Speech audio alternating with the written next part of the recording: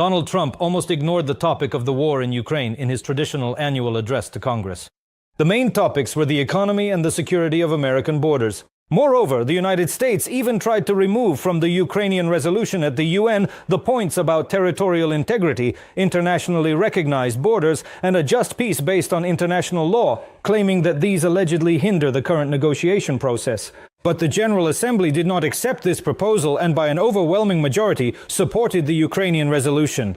Our own TSN correspondent in the United States, Olha Koshelenko, will provide detailed coverage of the intrigue at the UN and how the 4th anniversary of the full-scale war was commemorated in New York. The maneuver by the United States at the UN, specifically the intention to remove from the Ukrainian resolution marking the 4th anniversary of the full-scale invasion the points about respect for territorial integrity and a just peace for Ukraine based on international law, became known literally 15 minutes before the start of the session. Before this, during consultations with their Ukrainian counterparts, American diplomats had not expressed any reservations. They submitted their resolution already taking into account the current state of affairs and the position of their partners, so they focused on the main point, the call for an immediate ceasefire. Deputy Minister of Foreign Affairs of Ukraine, Mariana Betsa, who flew to New York for the General Assembly meeting, told TSN. And the sudden change in mood of the American colleagues just minutes before the meeting was surprising. These issues distract from the negotiations, explained the representative of the United States. As is well known, US President Donald Trump has repeatedly stated that for a peace agreement, Ukraine would have to agree to a so-called territorial exchange, in essence, handing over Donbas to Russia. The United States, of course, welcomes the call for an immediate ceasefire. As we have said, this resolution contains wording that could distract from the ongoing negotiations rather than support discussion of the full range of diplomatic avenues that could pave the way to a lasting peace. Right now, ending the war requires political will. We believe that we are closer to an agreement than at any time since the beginning of this war. A response had to be made instantly. Ukraine called for the rejection of the American proposals.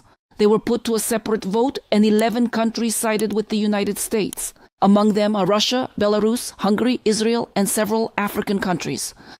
The Ukrainian resolution, meanwhile, received even more votes than last year, 107 in favor. After the vote, Mariana Betsa is congratulated and partners shake her hand. Ukraine is ready for peace. We have never refused peaceful negotiations. We participate constructively. We are even ready for certain compromises, but we are not ready to compromise on our sovereignty and territorial integrity. With all due respect to the American delegation, we definitely opposed it because this is a red line for Ukraine. The President of the United States practically ignored the war in Ukraine in his traditional address to Congress. Among the invited guests was the mother of Irina Zarutska, a Ukrainian refugee who was killed and became an accidental victim of a mentally ill American. Donald Trump promised the grieving mother justice for her daughter. But as for the country that has entered its 5th year of a bloody war, there were only 2 sentences. We are working hard to end the 9th war, the killing in Russia and Ukraine, where 25,000 soldiers die every month.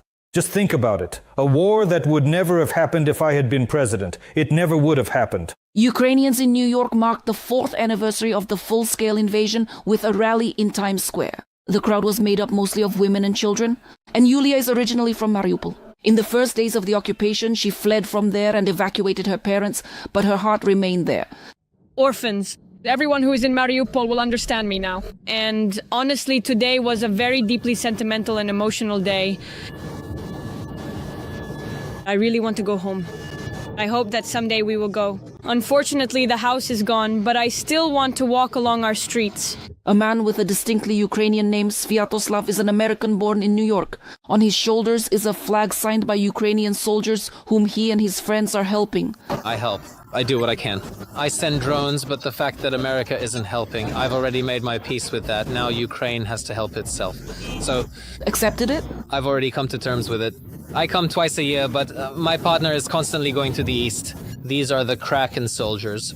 They all died, so I wear this in their honor. Glory be to Ukraine. Honor heroes. Glory to Ukraine. Heroic nation. Glory to the heroes. From New York, United States, Olha Koshelenko, Maxim Shinkarenko, TSN 1+1, Marathon United News.